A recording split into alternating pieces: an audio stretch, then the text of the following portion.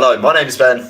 And my name is Josh. And welcome back to FPL Graduates, and welcome back to another video where we are going to be uncovering some hidden gems that you may not be thinking of getting into your FPL team for the 2022-23 season. Yeah, it's all about finding those cheap players that are going to score you loads of points. So we've made a list of a few players in each position to go through right now. Okay, so the first keeper that we're kicking off with is one that 2 years ago you would have said, hidden gem, not really, but we do think this guy is going to be a hidden gem this season. We anticipate he's going to be cheaper than he is last season. And with the signings that Aston Villa are making, they've been exceptional so far this summer. So we expect Villa to be a lot more solid defensively. And Martinez, we know how good he is at saving shots. He's a shot stopper. He's very good at it, so could pick up a lot of save points. So we think he's going to be a really good value keeper for this season. Yeah, maybe not as hidden as a gem, but I feel a lot of people overlook him in that regard. So he's, like Ben said, a really good shot stopper. And Aston Villa, Boubacar Kamara in midfield, they're really bolstering that midfield, probably the weakest area of their team, especially defensively. And so we expect to see a few more clean sheets, and Villa have a decent run to kick off next season. So moving on to our second keeping option, and it's a new boy. It's Sam Johnston, not in West Brom colours. He's now joined Crystal Palace for free, coming on the 1st of July. Obviously, a lot of people maybe might debate whether Guaita will have the first team shirt or him. Me and Ben both think he's going to get the number 1 jersey, don't we? Yeah, we definitely do think so. And he's joining a Crystal Palace team that is incredibly solid. They were the 3rd best team for expected goals conceded in the whole league. So they weren't conceding off very much XG at all. And, you know, he could be a key component in that. Guaita, yes, he's been a good FPL option, but he's getting on a bit. He's getting a bit older. Butland is a more than capable number 2. So Johnston is going to come in and be that number 1 in a very good defence for Crystal Palace under Vieira, whose project is really, really exciting. Yeah, he's a great scout. He's been picking some good players up from the Championship. We saw it last season. We've seen Elise, Gay, and others, Conor Gallagher even. And so, yeah, this is another one we think. 4.5 million, I'd suggest. He's probably his price tag going into next season. Okay, so moving on into our defenders. And the first guy that we have come across is Ait-Nouri of Wolves, and we're very aware that he didn't get too many minutes last season. We were expecting him to get a few more, but this season we're expecting him to kick on. He is a fullback for Wolverhampton Wanderers who play in a 5-back a lot of the time. He should be priced really, really cheaply, and he's a very attacking player. He's young, he's got a lot of potential, so we think that Ait-Nouri could kick on and get a lot of FPL points this season.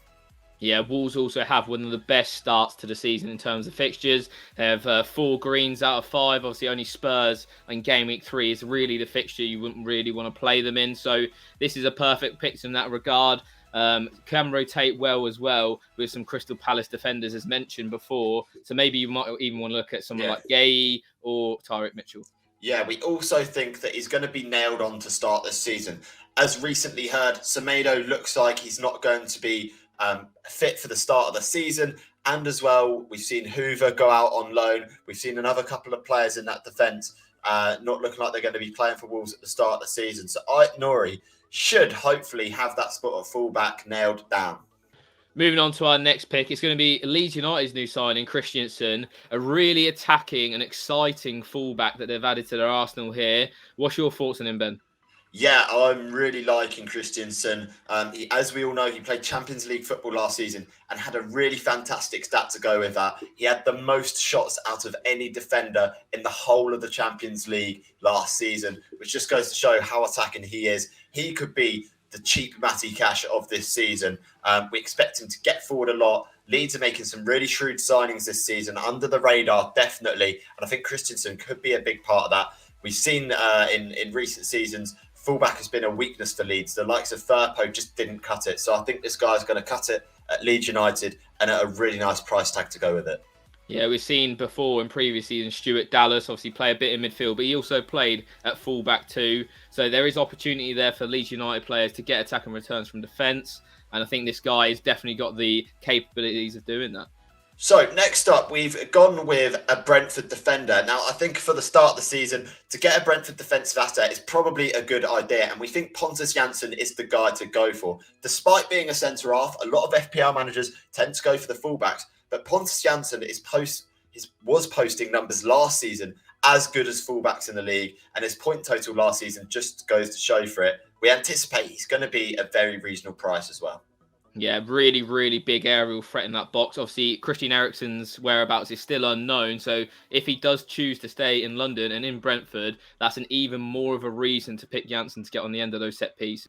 So moving on to the midfielders now, and it's one of our favourite players on this channel, I'd like to say. Michael Elise, obviously former Reading player, as Ben will know. He was quite outstanding last season. I owned him for parts of it, and he did get some good returns for me. And I think this season could be his breakthrough year if he can avoid some injuries. Yeah, we definitely think he's going to be a key player for Crystal Palace. Last season, we saw him make a few bench appearances and getting returns off the bench. We saw what he did against Manchester City. He turned them boys inside out when he came on the pitch. And yes, I do believe that sort of what Vieira's building at Palace is really something special, and Elise will be a key part of that. Remember, he's still a really young player. He's got a lot of years left in him, and I think FPL, based on his minutes from last season, will price him really, really favourably. Our next midfielder, again, maybe not a hidden gem, but we think these players might get overlooked at the start of next season, these Villa assets. Philippe Coutinho, be interesting to see what he's priced at. But he had a decent impact when he came in last season. It sort of fizzled out towards the end, but we think with pre-season, with Gerrard, with all these new signings, Villa should be a force to be reckoned with next season. What's your thoughts on Philippe Coutinho, Ben? Yeah, I mean, with the plethora of midfield options that we've had over the past couple of years in FPL, it's easy to overlook Philippe Coutinho, which is why I think that makes him a hidden gem.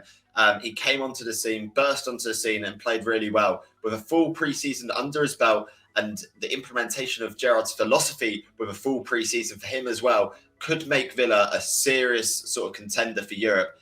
And Gerrard, he's made it clear from the start, Coutinho is going to be a key component of that. So our final midfielder pick is going to be Bruno Guimaraes. I really need to know how to pronounce his second name, of Newcastle United. Obviously coming in at probably around 6 million-ish, we're thinking. Coming next season, obviously price is yet to be revealed as we're recording. He's looking decent. He looked very good towards the end of last season at a very cheap price last season. So we are expecting a rise. What's your thoughts, Ben? Yeah, it's really interesting to see how Eddie Howe's utilised Bruno for Newcastle with Lyon when he was there over in France. We saw him play a lot more deeper in the midfield, but he seems to be being given the licence with Newcastle United to get forward and pop up with shots and goals, which is invaluable in FPL. We always are looking for a cheap midfield option to help enable us to get those premiums, and Bruno could be that guy in a Newcastle team that is every single day that goes past is looking better, and better. They're only going to improve the season, and Bruno will be a key man to that. Yeah, another one to keep your eye on as well is Joel Linton, of course. Should be probably moved back to a midfielder after such a stellar season, almost rejuvenated his career almost. So him or Bruno, it'll be interesting to see what they are priced at. Okay, so the next player we've gone for, another Newcastle player. We are really liking the look of Newcastle for next season. It's Callum Wilson. He was injured for a large proportion of last season, but he came back towards the end of the season and showed how good of an FPL asset he is. He's been almost an FPL legend over the few years he's been in the game. And, you know, he's an out-and-out goal scorer. He's an out-and-out striker in a team that's going to get a lot of service. So I think Wilson is one of those hidden gems that could end up being very template within 2 or 3 game weeks. Yeah, Newcastle's first 2 fixtures are very favourable, and then it does get a little bit harder. But when Callum Wilson is fit, he does score goals. We've seen that in every season gone by. Obviously, a few years ago, if you remember, at Bournemouth, him and Ryan Fraser were absolutely ripping up the FPL game. We think this could be the same this year. We don't see really Newcastle bringing in too many competitions to fight with him. Obviously, Chris was there already, but didn't really impress last season. So I think it's Callum Wilson's shirt to lose, and the first 2 games are a good gamble to take him on. Now, finally, and it's my little hidden gem pick. This is my favourite one so far, this video. It's going to be Dennis Undav from Brighton. He signed for them last summer, went back on loan to his club in the Pro League. This man has 72 goals and assists in the Pro League, which is crazy stats. Obviously, the Pro League is going to be a little bit easier than the Premier League, but Brighton need a striker so desperately. Do you think this man is the answer, Ben? Yeah, I mean, a lot of good has come out of that league. We can easily forget, but the likes of De Bruyne, he played his first few years in that league. Lukaku and Benteke have been serial players in the past in that league and become really great FPL assets in the past. And I think Undav can do the same in this Brighton team. Yes, they're looking like they're losing a couple of players in key positions, but Brighton's team and how they set up is key, not the players in the positions. Potter and his system is what makes Brighton tick. And, I think Undav could be a key component. He has really good link-up play, so he'll bring a lot of others into play, which is why he's got so many goals and assists, which I think is the key thing here. Yeah, definitely. And also, his price, as he's so unknown, is probably going to be quite low, which means well, we saw it in the last video. If you haven't seen already, I had him in there with 3 premiums. So even if he's picking up maybe a goal every other game, you're laughing because he's so cheap of an option that he'll be great to own. Okay, so that wraps up our Hidden Gems video. Who do you think is going to be a hidden gem on FPL this season? Who do you think will be that differential that gets you all the points? Let us know, guys. Yeah, it's going to be a fantastic season. We can't wait. Make sure you hit that subscribe button as well to keep updated with all the hidden gems, all the latest news. It will be posted on here first. Yeah, thank you guys for watching. Make sure you like the video, follow us on all of our socials. And as usual, I've been Ben. I've been Josh. And we'll see you guys later.